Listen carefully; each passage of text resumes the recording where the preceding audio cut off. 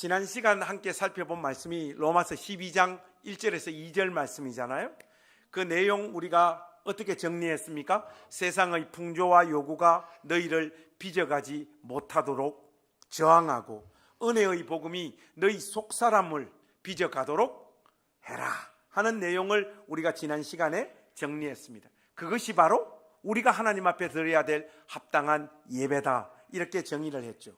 바울은 이제 그러한 복음의 원리가 우리의 개인의 삶과 교회 공동체 안에서 어떻게 드러나야 되는지를 3절에서 구체적으로 제시하고 있습니다. 그런데 재미있는 점은 바울이 곧바로 행동이나 어떤 실천 사항을 우리에게 말하고 있지 않습니다. 바울은 가장 먼저 생각에 대한 이야기를 의외로 끄집어내고 있어요.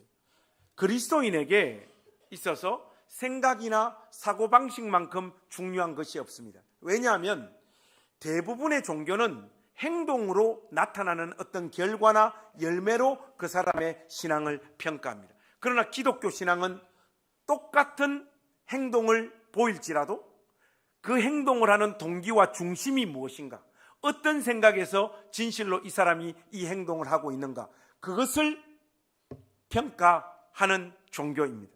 그래서 잠언 4장 23절 말씀은 이렇게 말하고 있잖아요. 무릇 지킬 만한 것보다 내 생각을 지키라.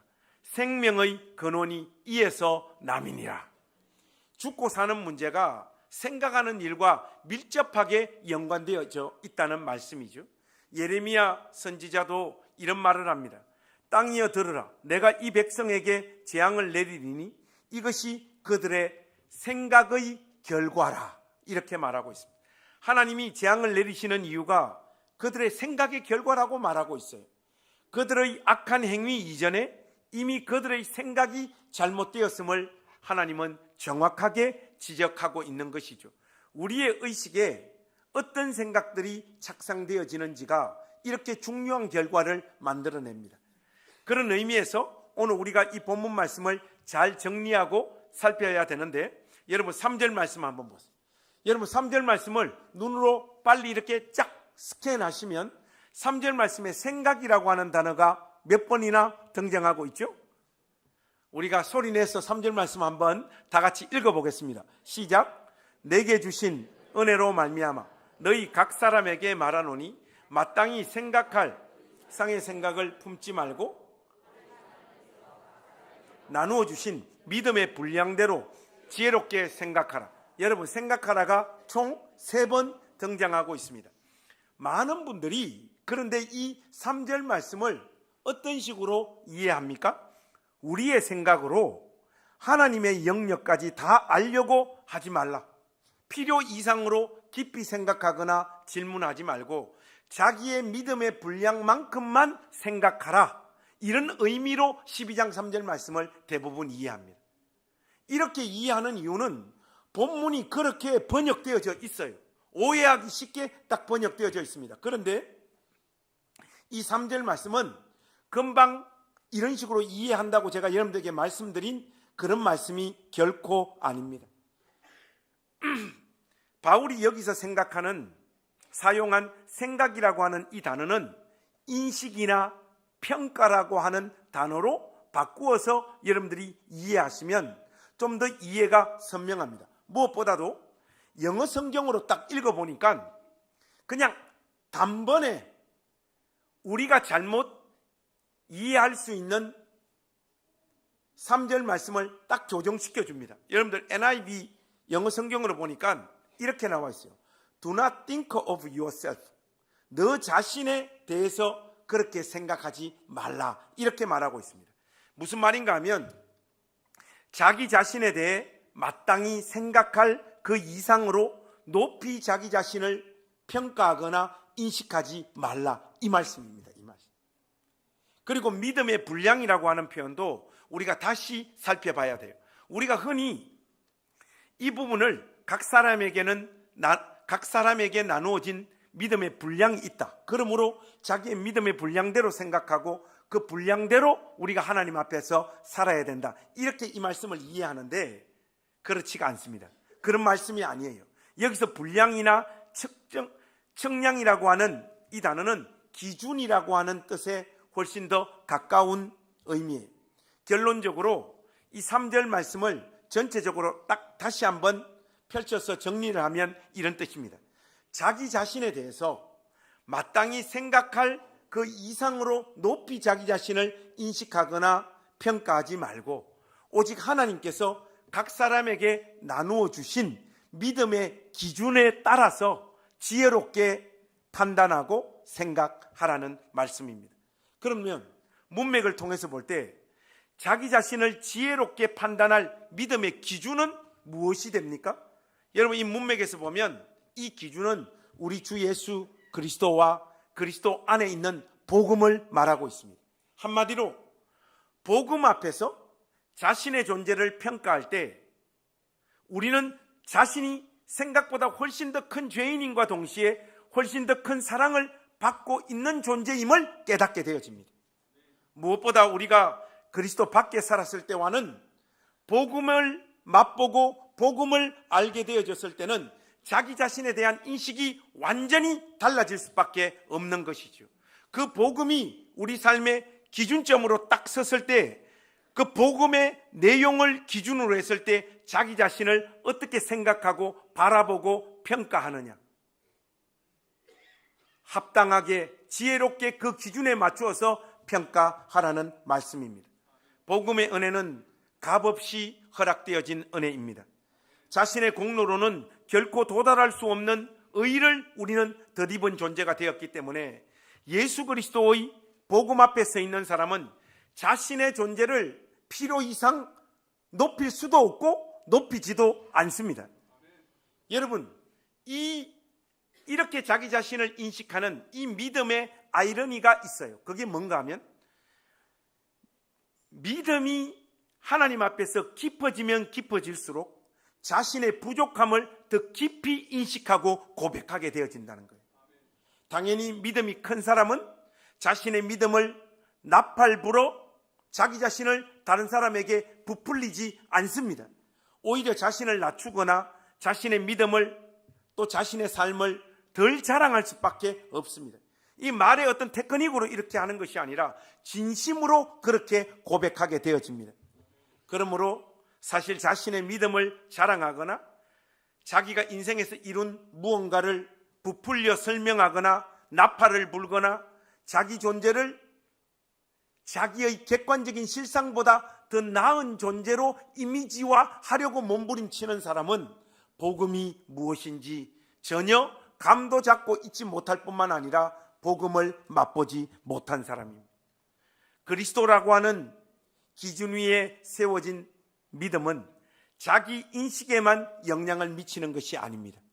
그 믿음은 다른 사람들과 교회 공동체 전체를 바라보는 시각도 혁명적으로 바꾸어 버립니다. 바울은 그것을 정확하게 지금 알고 있어요. 그래서 로마 교회 공동체를 향해 자기에 대한 인식부터 분명하게 교정하라고 요구하고 있는 거예요.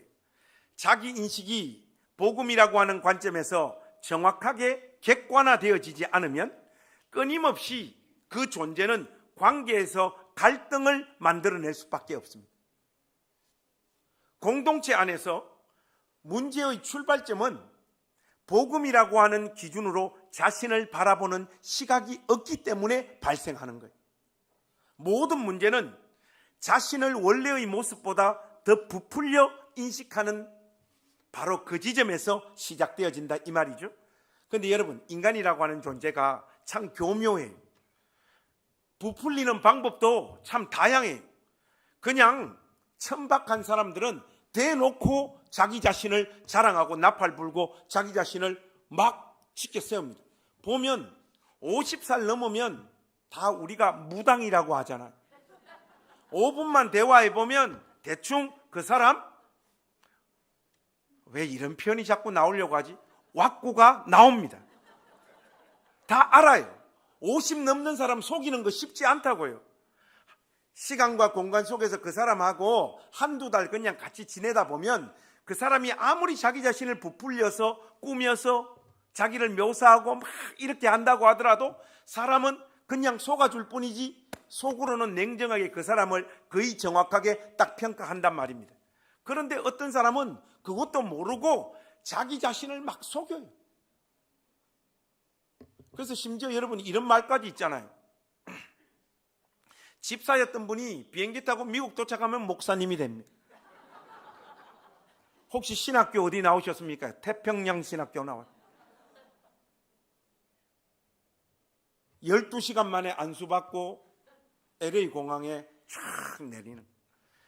그랬어요. 저도 영국 있을 때 많이 느꼈지만은 해외에 나오면 유독 어떤 인간들이 많은가 하면 서울대학교 나온 인간들이 그렇게 많아요.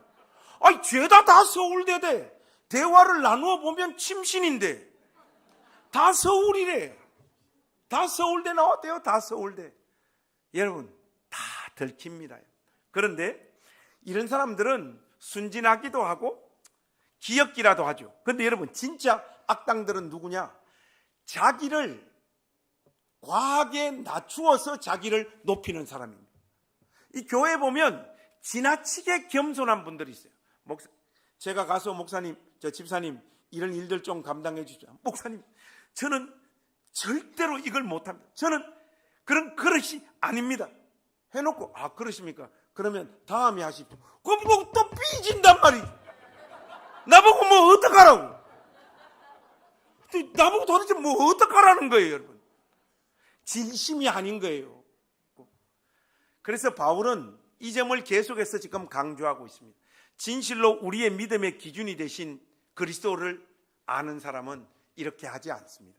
대놓고 자기 자신을 높이지도 않고 과하게 자기 자신을 깎아서 겸손이라고 하는 어떤 이미지를 얻어가지고 자기를 높이려고 하는 이 시도를 하지 않습니다.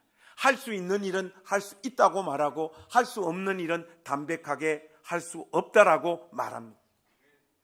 그렇다면 기준으로 자기 자신과 서로를 바라보는 사람이 되어지게 되는데, 이제 이런 전체 문맥 가운데서 4절과 5절 말씀을 보면 우리가 이 말씀을 더 잘 이해할 수 있게 되어집니다. 여러분들 우리 4절과 5절 한번 같이 읽겠습니다. 시작. 우리가 한 몸에 많은 지체를 가졌으나 모든 지체가 같은 기능을 가진 것이 아니니 이와 같이 우리 많은 사람이 그리스도 안에서 한 몸이 되어 서로 지체가 되었느니라.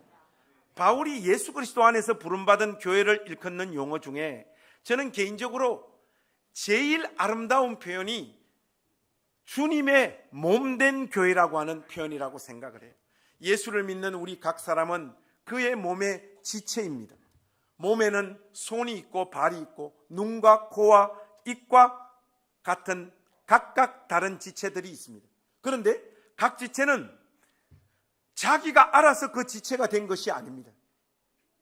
거기에 어느 날 있게 된 거예요.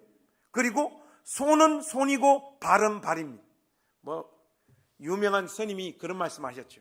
산은 산이요, 물은 물이요. 산은 산이고 물은 물이죠. 손은 손이고 발은 발입니다.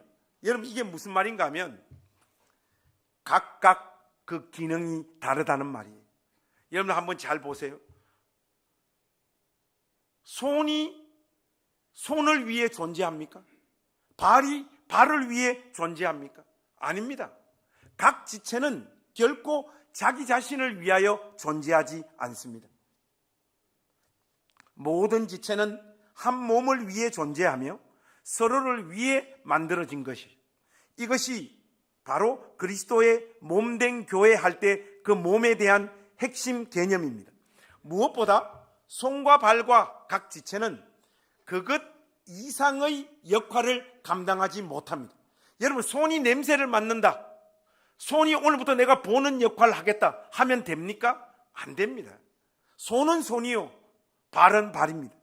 하나님께서 허락하신 자신의 고유한 역할을 귀하게 여기되 자신의 한계 또한 분명히 인식하는 사람이 그리스도의 몸을 위해 제대로 살 수 있습니다.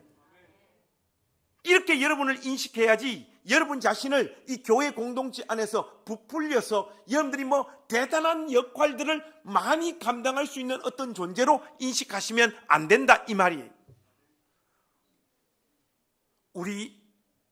우리는 각각 다른 모습으로 부름받았지만 오직 예수님 안에서 하나가 되고 서로의 유익을 위해 존재하는 사람들임을 한순간도 잊지 마시길 바랍니다. 이것이 주님의 몸된 교회의 구성원인 우리의 보람과 기쁨이며 우리의 존재의 의미입니다. 각 사람이 가진 은사가 어떤 자세로 공동체 안에서 사용되어져야 되는지를, 그런 의미에서 6절에서 8절 말씀이 정확하게 우리에게 말해주고 있는 거예요. 여러분들, 이 말씀이 오늘 말씀의 핵심이라고 할 수 있습니다. 우리 6절에서 8절 말씀 한번 같이 읽겠습니다. 시작. 우리에게 주신 은혜대로 받은 은사가 각각 다르니 혹 예언이면 믿음의 분수대로, 혹 섬기는 일이면 섬기는 일로, 혹 가르치는 자면 가르치는 일로, 혹 위로하는 자면 위로하는 일로, 구제하는 자는 성실함으로, 다스리는 자는 부지런함으로, 긍휼을 베푸는 자는 즐거움으로 할 것이니. 여러분들, 오늘 본문에 보면 은사가 몇 개 나오는가 하면 7개가 나옵니다. 그런데 고린도전서 12장에 보면 9개가 나옵니다. 차이가 나요. 이건 뭘 의미하는가 하면 고린도전서 12장도 마찬가지고 오늘 로마서 12장 말씀도 마찬가지고 하나님이 주님의 몸된 교회에 허락하는 은사의 모든 목록이 여기에 기록되어져 있는 것이 아니라 하나님께서 주시는 은사의 부분이 여기에 언급되어지고 있다라는 말이에요. 이 말은 무슨 말인가 하면 여러분들이 이 말씀을 쭉 읽었을 때 여러분 자신에게 해당되어지는 은사가 없을 수도 있습니다. 그러나 이 사실은 여러분들이 꼭 기억하십시오. 주님의 몸된 교회 안에 어떤 지체이든 은사가 없는 신자란 존재하지 않습니다. 목사님, 저는 은사가 없는 것 같은데요. 그 사람은 신자가 아니기 때문에 그렇습니다. 모든 신자는 어떤 사람 눈에 포착되어지든지 포착되어지지 않든지 그 사람의 고유한 역할과 주님의 몸된 교회를 위하여 그에게 부어진 그의 은사가 있습니다. 우리의 몸의 역할을 가만히 한번 생각해 보십시오. 눈에 보이지 않는 심장이나 간은 어떤 의미에서 가장 중요한 역할을 감당하는 거예요. 여러분, 우리 교회에서 가장 중요한 은사를 수행하고 있는 사람이 누굽니까? 제가 일단 물 한 잔 마실 테니까 그때까지 여러분들께서 답을 한번 생각해 보세요. 여러분, 우리 교회에서 제일 중요한 은사를 감당하고 있는 사람이 누굽니까? 아닙니다, 여러분. 앞에 서서 얼굴 마담 노릇하는 사람들. 하나님 저를 이렇게 앞에 세우신 이유는 그냥 외모가 좀 탁월하기 때문이에요. 여기서 말하는 탁월하다는 것은 뭐 정우성처럼 생겼다는 게 아니라, 신방을 가니까 어떤 집사님이 저보고 그러시더라고요. 목사님이 이렇게 보면 우리 같아서 좋다는 거예요. 그냥 목사님 안 같고 그냥 우리 같아서 그냥 편하다는 거예요. 여러분, 이게 목사로서 가장 뛰어난 외모입니다. 뭔가 도와주고 싶고 같이 하고 싶고 그냥 아무 말이나 하고 싶고, 이게 좋은 외모예요. 저를 우리 교회에서 능가할 사람은 뭐 체일관이라고 있긴 한데 하나님이 앞으로 크게 쓰실 거예요. 어쨌든. 그런데 여러분, 이렇게 드러나서 박수받고 영광받는 역할을 하는 은사자가 있는 반면에 전혀 그 존재감을 나타내 보이지 않는 은사자들도 있습니다. 우리 몸으로 치면, 여러분들, 우리 몸에서 제일 중요한 지체가 무엇입니까? 눈입니까? 코입니까? 입입니까? 손입니까? 아니에요. 심장입니다, 여러분. 심장은 보이지 않습니다. 그러나 심장은 멈추어 버리면 그 자리에서 끝나는 거예요. 여러분들, 우리 교회도 마찬가지예요. 목사 없으면 이 교회 절단 날 것 같아도 아니에요. 아마 우리가 모르는, 이름도 빛도 없이 이 교회를 위해서 매일 기도하고 있는, 우리가 전혀 알지 못하는 어떤 권사님이나 집사님이 우리 교회에 있을 거예요. 그 사람이 그 기도를 멈추기 시작하면 교회가 어느 순간 힘을 잃어버리고 생명력을 잃어버리는 일들이 발생하게 되어질 거예요. 그러나 보통 사람들은 그것을 감지하지 못하는 거예요. 한 번씩 저의 인격과 수준으로 감당하기 어려운 유혹을 제가 이겨낼 때가 있어요. 분명히 보면 이거는 나의 기질이나 성격이나 내 믿음으로 볼 때 이런 정도의 유혹이 이렇게 딱 뻗쳐왔을 때는 내가 못 이기는데 그걸 이렇게 넘어서는 날이 있어요. 그때 뭘 느끼는가 하면 예배당에서 지금 누가 우리 권사님이 나를 위해서 기도하고 있는가 보다 그렇게 느낄 때가 있습니다. 아마 그런 분들이 평상시에 하는 그 기도가 없었으면 저는 어떤 유혹 앞에서 넘어지게 될 거예요.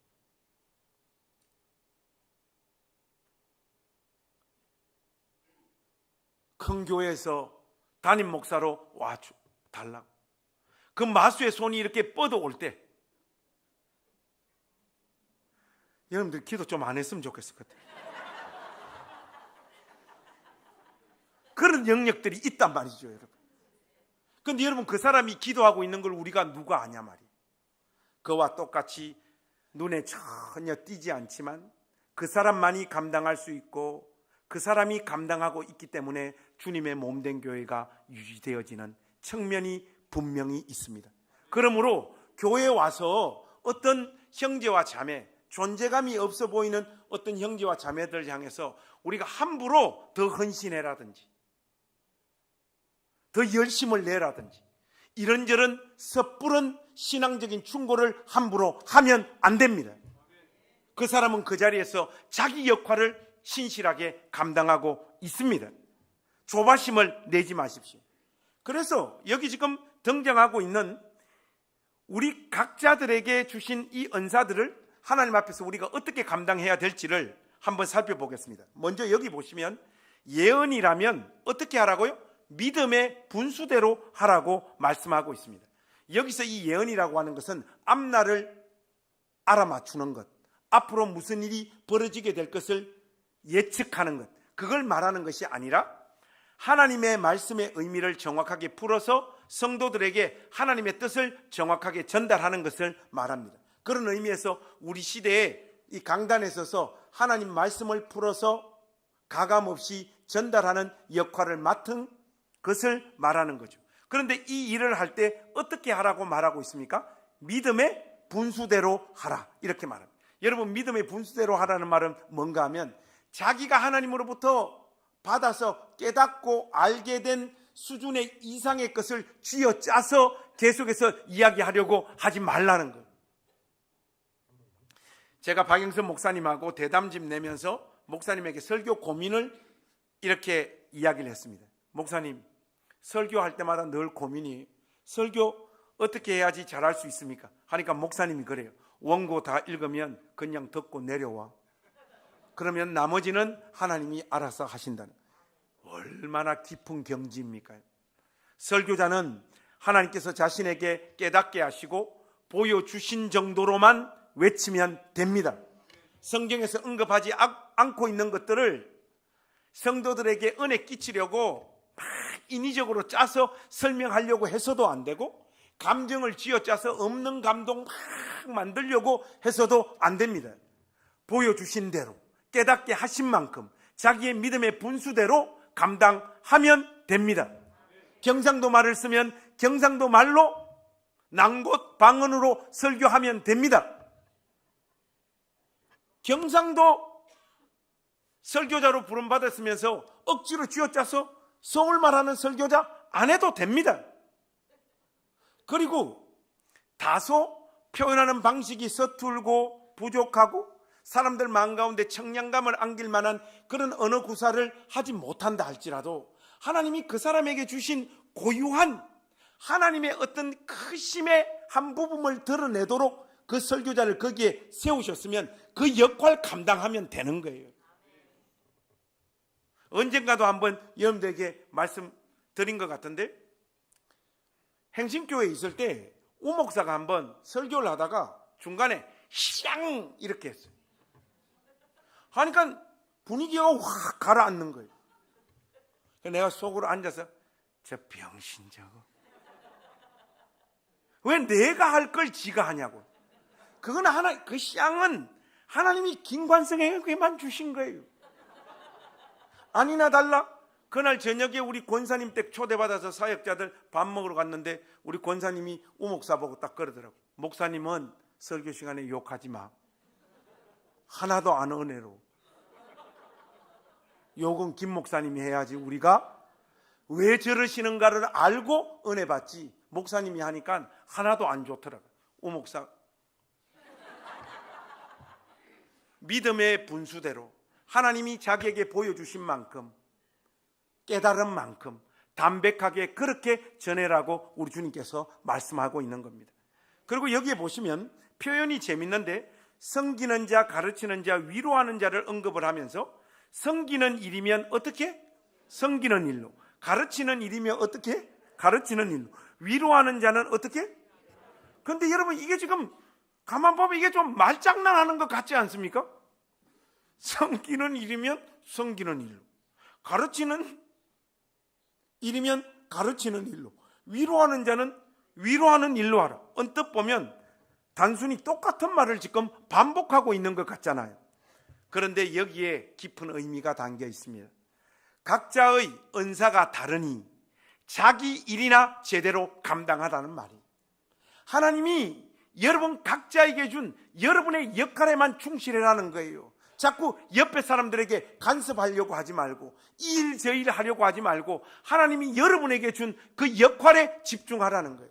그런 의미에서 올해 우리 교회 표 농담 반 진담 반으로 제가 정한 거 있잖아요. 그런 의미에서 우리 옆에 사람 손 한번 뻗어서 서로 축복하겠습니다. 손 한번. 자, 얼굴 딱 쳐다보고 우리 한번 크게 하겠습니다. 니나 잘해. 자, 니나 잘해라. 자기 일이나 제대로 감당하라는 말이에요. 자신이 모든 것을 다 관장하고 책임져야 한다는 생각을 가지지 말라는 거예요, 여러분. 이상하게 교회 기도 많이 하는 사람들, 성경 공부 열심히 참여한 사람들, 목사하고 좀 친하다고 생각하는 사람들이 온통 휘젓고 돌아다니게. 자기가 뭐 우리 교회 경찰이야 뭐야? 우리 교회 경찰은 송지원 한 명이에요, 여러분. 경찰대도 안 나왔으면서 왜 자꾸 경찰짓 하려고요? 여러분 각자에게 맡겨진 여러분 그 은사에 집중하십시오. 그 말이 뭔가 하면 섬기는 자는 섬기는 걸로, 가르치는 자는 가르치는 일로, 위로하는 자는 위로하는 걸로 해야지. 여러분, 섬기는 자가 가르치려고 하고, 가르치는 자가 위로하려고 하고, 위로하는 자가 섬기려고 하고, 이렇게 되면 절단 나는 거예요. 교회는. 교회에서 그런 의미에서 2가지 이상 직분 맡고 계신 분들 다 내려놓으십시오. 그리고 자기 영혼을 돌보는 일에 먼저 집중하시고 하나님께서 여러분에게 딱 맡겨주신 그 은사에 집중하는 우리 낮은당교회 모든 가족들 되기를 주님의 이름으로 부탁합니다. 그런 의미에서 저도 오늘부터 결단하겠습니다. 오늘부터 저는 설교만 하고 딴 건 아무것도 안 하겠습니다. 아멘 한 번만 해주시면 안 되겠습니까? 그것이 하나님께서 우리 각자에게 은사를 주신 또 은사를 수행하는 방식입니다. 여러분 아니어도 그 일을 감당할 사람이 충분히 교회 안에는 많이 있음을 믿고 인정하십시오. 교회 일을 많이 맡은 사람들이 보통 보면 공동체를 어지럽히고 힘들게 하잖아요. 그러니 자신의 은사에 집중하는 우리 낮은담 공동체 되기를 원합니다. 그리고 여러분, 구제하는 사람은 어떻게 하라고 말씀하고 있습니까? 성실함으로 하라 이렇게 말하고 있는데, 이 번역은 헬라어 원문으로 볼 때 정확한 번역이 아니에요. 원문에 따라 정확히 번역하면 단순하게가 맞습니다. 구제하는 사람은 어떻게 하라? 단순하게 하라. 이건 왜 구제하는 일은 왜 단순하게 해야 되느냐? 구제하는 사람이 자신의 기분에 따라 하거나 이런저런 목적을 염두에 두고 해서는 안 된다는 말씀이에요. 구제하는 일이 그 구제를 받는 사람에게 무언가를 제공하는 그 자체보다는 주고 난 뒤 자기의 입지를 확보하거나 영향력을 생각하며 하는 경우들이 많기 때문에 주님께서 이 말씀을 이렇게 권면하고 있는 거예요. 또는 내가 헌신한 구제가 정말 적절하게 사용되어졌는지, 내 뜻대로 쓰였는지에 지나친 염려를 하는 사람들이 있더라고요. 언젠가 제가 한 형제로부터 이런 질문 아니면 투정을 받은 적이 있어요. 정말 먹고 살기도 너무 어렵다고 해서 자기가 돈을 좀 보내줬대요. 돈을 보냈는데 자기도 한 번도 안 가본 식당에서 가족들하고 그 밥을 사 먹더라는 거예요. 그 모습 딱 보니까 야, 나도 1년에 한 번도 못 가는 식당에 내가 보내준 돈 가지고 가서 밥을 먹으니까 목사님 마음이 상하더라는 거예요. 여러분, 이거 마음은 왜 상하는 겁니까? 그 도와줄 때, 구제할 때 좋은 사람 코스프레 한번 하려고 도와줬기 때문에 마음이 상한 거예요. 구제는 단순하게 해야 됩니다. 주면 끝난 거예요. 그건 내 돈 아닙니다. 돈 받은 사람이 인생에 한 번은 비싼 집에 가서 나도 가족들하고 맛있는 거 한번 사 먹을 수 있지요, 여러분. 왜 아멘이 작습니까? 사 먹을 수 있는 거 아닙니까? 그런데 자꾸 이게 구제하는 일들을 복잡하게 하면요, 생각이 엄청 복잡해져 가지고 누굴 돕지를 못해요. 불쌍하고 하나님께서 여러분들에게 그런 마음 주셨으면 단순하게 주고 끝을 내십시오. 구제하는 자는 단순한 마음으로 하라는 말씀을 여러분의 마음 가운데 꼭 새기십시오. 안 그러면 구제하다가 상처받게 되어집니다. 이어지는 말씀에서 다스리는 자는 어떻게 하라고요? 부지런함으로. 교회 안에 중직자들이 있습니다. 앞으로 우리 장로님 되실 분들, 그리고 안수 집사님들, 우리 권사님들 한테 다 해당되어지는 표현인데, 이 말씀은 주님의 몸된 교회가 죄인들의 공동체이기 때문에 하나님의 뜻이 온전히 나타나지 않는 영역과 사람들이 많이 있을 수 있기 때문에 부지런해야 됨을 우리에게 촉구하고 있는 말씀입니다. 여러분, 목사로 살아가면서 제일 고달픈 것 중에 하나가 뭔가 하면 잠시라도 마음을 쉴 수 있는 날이 없다는 거예요. 몸은 막 피곤하고 이러면 낮잠 한숨 자면 돼요. 아무리 바빠도 시간을 짜내서 그렇게 하면 되는데 마음이 쉴 수 있는 날이 없어요. 편안하게 생각하고 여유를 가질 수 없다는 것이 목사로 사는 삶의 제일 큰 고통이에요. 이번 주에 이 독감에 걸려가지고 한 이틀 쭉 깼던데 그 꼴딱꼴딱 숨이 넘어가는 상황에서도 하루에 전화가 20통씩 들어오더라고요. 목사님, 저 어떻게 하면, 내가 몸이 너무 아프니까 이게 딱 촉으로 딱 봤을 때 이거 엄청 길어질 것 같은데, 이러다가 내 여기에 볼 위에 핸드폰 올려놓고 내 잠들어 버릴 것 같은데 싶어서, 목사님 저 너무 괴로워요. 빨리 꺼내야 되겠다 싶어서 더 아프게, 집사님 어쩐 일이십니까? 이러는데도 1시간을 내버려. 하니까 이게 마음에 어떻게 쉴 수가 있냐고요. 쉴 수가 없어요. 어쨌든 그 이야기를 들어줘야 되잖아요. 들어줘요. 그 끊고 5분 있으니까 또 전화가 와. 목사님 뭐 일이 있는데 상담할 게 있다. 집사님 제가 지금, 그래도 필요 없어. 자기 할 말은 다 해야 돼요. 어떻게 쉴 수가 있습니까, 여러분? 핸드폰을 박살을 내버리든지 해야죠. 교회는 끊임없이 일이 터집니다. 교회 용어는 아니지만 저는 그러나 이것을 제 팔자로 생각하며 살기로 마음먹었습니다. 마음에 사치를 부릴 여유가 없어요. 그래서 진실로 다스리는 자들에게 요구되어지는 게 뭐냐? 부지런함입니다. 아팠어도 안 되고, 핑계를 대서도 안 되고, 쉬었어도 안 되고. 왜? 주님의 몸된 교회 안에는 내가 지금 쉬지 못하는 이 고통과 아픔보다 더 큰 아픔을 겪고 있는 지체들이 여기저기에 많기 때문에 그럽니다. 목회자는 하루에 장례식장에 가서 울고 끝난 뒤에는 결혼식장에 가서 웃어야 하는 존재예요. 사업이 잘 되는 성도 만나가지고 같이 웃다가 인생 다 무너져버린 형제와 자매 붙잡고 울어야 되는 팔자가 목회자입니다. 부지런하지 않으면 이 감정들을 수용할 수도 없고 감당할 수도 없습니다. 우리 집사람이 언젠가 저보고 그런 말을 했어요.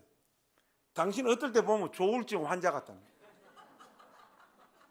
왜 그런가 하니까, 아니 당신은 뭐 어떨 때는 기분이 좋았다가 어떨 때는 뭐 기분이 또 안 좋아.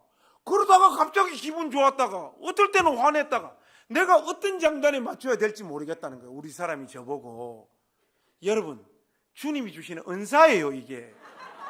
장례식장 가가지고 울어야 되고 결혼식장 가서 웃다 보니까 이렇게 됐습니다. 제가 그 전에 이미 그런 존재로 빚으셔서 오늘 장례식이 있어도 가서 울고 결혼식이 있어 가서 웃는 존재로 하나님께서 은사 주셔서 부지런함으로 이걸 감당하다가 집에서까지 그러고 있는 거예요.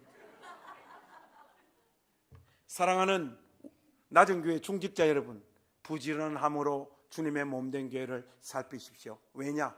어느 구석에는 내가 괜찮다고 나는 기쁘다고 생각하는 그 시간에 어떤 형제와 자매는 죽어버리고 싶은 마음 가운데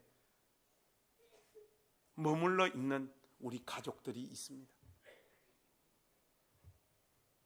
장로가 되겠다, 권사가 되겠다 마음먹은 분들은 쉬시면 안 됩니다. 그리고 오늘부터 하나님 앞에 간절히 기도하십시오. 아버지, 저에게도 우리 목사님처럼 조울증을 주옵소서 해서 어떤 사람을 만나도 그 사람의 형편을 넉넉하게 수용하고 받아들이고 공감하고 이해하는 그릇들로 빚어지는 낮은당교회 중직자들이 되시기를 주님의 이름으로 부탁합니다. 그리고 긍휼을 베푸는 자는 어떻게 하라고 말씀하고 있습니까? 즐거움으로 하라고 말하고 계십니다. 어떤 분들은 남다른 긍휼을 가진 분들이 계세요. 돈을 빌려주고도 안 받을 각오를 하시는 분들이 있더라고요. 교회 안에는. 그분들은 상대가 그 돈을 잘 사용하고 행복하면 그것으로 그냥 족하고 기쁘다고 말씀하세요. 이런 경지는요, 하나님으로부터 은혜와 은사를 받아야지만 감당할 수 있는 거예요. 긍휼의 은사를 감당한다는 것은 즐거움으로 해야 되는데, 여러분 이거 쉽지 않아요. 물론 뭐 여러분들 중에도 목사님 혹시 제가 긍휼의 은사를 받은 사람이 아닐까 모릅니다. 왜 그렇게 생각하십니까? 목사님, 저는 돈을 주고도 안 받아도 된다는 마음들을 가지기 때문에 그렇습니다. 그거는요, 여러분들이 빌려준 돈이 3,000원이기 때문에 그래요. 1억 빌려줘봐 안 받고 싶은가? 그런데 여러분, 하나님으로부터 이 은혜와 은사를 진짜 받은 사람은 있잖아요. 그 액수에 상관없이 내가 흘려보낸 그 물질이, 내가 흘려보낸 그 긍휼을 통하여 형제와 자매가 유익을 얻고 그 삶의 자리에서 일어나는 모습을 본다면, 내가 받아야 할 돈이라고 할지라도 하나님 저 그 돈 안 받아도 충분히 제가 저 역할을 한 것으로 하나님 앞에 감사합니다 하는 마음을 가지는 사람이 정말로 있더라고요. 우리 낮은당 교회 안에 이 긍휼의 은사를 가진 사람들이 많아지기를 축복합니다. 이 참으로 귀한 분들입니다. 그런데 이런 긍휼의 사역이 한두 번은 멋지게 감당해요. 기쁨으로 감당한다고요. 즐거움으로 감당해요. 근데 계속 이어지면 이게 점점 힘들어요. 수요일 날 제가 여러분들 설교하면서 한번 말씀드렸죠. 어떤 자매님이 전화 왔어요. 집으로. 애하고 겨울인데 일을 할 수도 없는 상황이고 뭐 먹고 살 수 있는 방법이 없다고. 목사님 10만 원만 보내줄 수 있니? 누구십니까? 그런데 하니까 그냥 낮은당 교회 예배 드리는 사람이라. 그래요? 계좌 보내주세요 해서 10만 원 보내드렸어요. 하니까 3일인가 뒤에 목사님 5만 원만 좀 더 보내주시면 안 되겠냐. 왜 필요하냐. 뭐 기적인가 뭐 살 돈이 없다는 게. 애가 지금 깐난장이라. 그래요? 해서 5만 원 보내줬어요. 첫 번째, 두 번째 다 저에게 큰 기쁨이 있었습니다. 이 사람에게 이렇게 줘도 나한테는 이것보다 더 많은 돈이 있으니 이걸로 감사, 또 이 겨울날 저 사람들이 저걸로 조금이라도 힘 얻으면 감사하겠다. 그런데 3일인가 뒤에 목사님 2만 원만 좀 보내줄 수 있냐? 왜 2만 원이 필요하냐? 지금 당장 밥을 못 먹었는데 어떻게 할 수가 없다. 여기서부터 이제 자꾸 기쁨이 사라지는 거예요. 그래서 2만 원 보내줬어요. 그러고 한 5일 있었나? 목사님 1만 원은 안 되냐? 그때 제 영혼에 있었던 모든 기쁨은 다 사라지고 아이폰의 그 탁월한 삭제 기능으로 샥 없애버렸죠. 이렇게 하면 된다 안 된다? 안 된다는 거예요. 구제를 하고 긍휼을 베푸는 사람은 계속해서 즐거움으로 하라고 우리 주님께서 말씀하고 있는 겁니다. 사람은 영적인 존재라 아무리 속이려고 해도 도움을 받는 사람이, 도움을 주는 사람이 어떤 마음으로 하는지를 다 느낍니다. 미묘한 행동과 표정 속에서 그 마음을 다 감지해요. 도움을 받는 사람은 그것을 기가 막히게 알아차립니다. 그래서 누군가를 돕는다는 것이 말처럼 쉬운 일이 아니에요. 그래서 칼빈이 이런 말을 했습니다. 병이나 기타 이유로 고통받는 이들에게 줄 수 있는 가장 큰 위로는 그들을 민첩하게 돕는 사람들의 즐거운 모습이란. 반대로 고통받는 이들이 돕는 사람들의 얼굴에서 마지못해 돕는 표정을 본다면 도움을 받는 것이 아니라 경멸을 당하는 것으로 느끼기 쉽다. 이렇게 말하고 있습니다. 마음에 자원하는 기쁨과 감사가 없다면 차라리 긍휼을 베풀지 마십시오. 왜? 긍휼 베풀었다가 그 사람에게 더 많은 상처를 안길 수 있기 때문에 그렇습니다. 결론을 맺겠습니다. 오늘 본문이 우리 공동체에게 말하고 있는 바가 무엇입니까? 하나님께서 나 같은 존재도 부르셔서 나를 통해 그분의 일을 하고 계신다는 사실을 말씀하고 계신 거예요. 사랑하는 우리 낮은당교회 모든 가족 여러분, 주님의 마음으로 진지하게 여러분들에게 다시 한번 권면합니다. 자신의 한계를 인정하십시오. 마땅히 생각할 그 이상의 존재로 여러분 자신을 생각하지 마십시오. 그 겸손으로 하나님 앞에 단단히 우선 서십시오. 그리고 여러분이 처해 있는 삶의 조건과 형편, 여러분의 기본적인 인격과 자질이 부족하다면 부족한 대로 하나님 앞에 사시고 그 역할에 만족하십시오. 그 안에 담긴 하나님의 섭리와 경륜을 인정할 수 있는 우리 가족들 되기를 주님의 이름으로 부탁합니다. 그것을 여러분이 수용하지 못하면 지금보다 더 나은 환경과 조건이 여러분들에게 주어진다고 할지라도 여러분은 죄만 지을 수밖에 없습니다. 언젠가도 한번 말씀드렸죠. 저는 제 삶이 고통스럽고 힘들고 마음에 들지 않을 때 농담 반 진담 반 매일 했던 말이 뭔가 하면 우리 엄마 뭐하러 이런 개떡 같은 환경에서 나를 계속 키웠어. 차라리 어렸을 때 홀트 아동복지로 미국이나 보내주지. 그 말 하도 많이 했어. 이제는 더 이상 그런 마음 저 가운데 없습니다. 하나님이 저에게 허락해 주신 이 삶, 이 역할, 이 은사로 저는 만족하고 믿음의 분수대로 깨닫게 하신 만큼 하나님 말씀 전하고 살다가 주님 앞에 가기를 원합니다. 일부 예배 때 제가 그랬어요. 제가 만약에 6살 때 홀트 아동복지로 미국 갔으면 여러분 어떤 일이 벌어졌겠습니까? 하니까 우리 배주 권사님이 마약 장사하고 있을 거라고. 우리는 우리에게 무엇이 복이 되는지 화가 되는지도 모르고 이거보다 더 나은 환경을 주십시오. 하나님 앞에 그렇게 울부짖는단 말이에요. 여러분, 하나님이 지금 여러분을 두신 그 자리에 만족하십시오.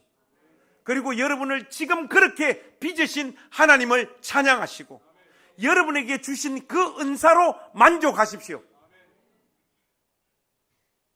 이 세상 그 어떤 누구도 감당할 수 없는 고유한 역할을 여러분들이 하나님 앞에서 감당하고 있는 존재라는 그것으로 인하여, 그 인식으로 인하여 하나님 앞에 감사하는 우리 낮은담교회 모든 가족들 될 수 있기를 우리 주님의 이름으로 부탁합니다. 기도하겠습니다.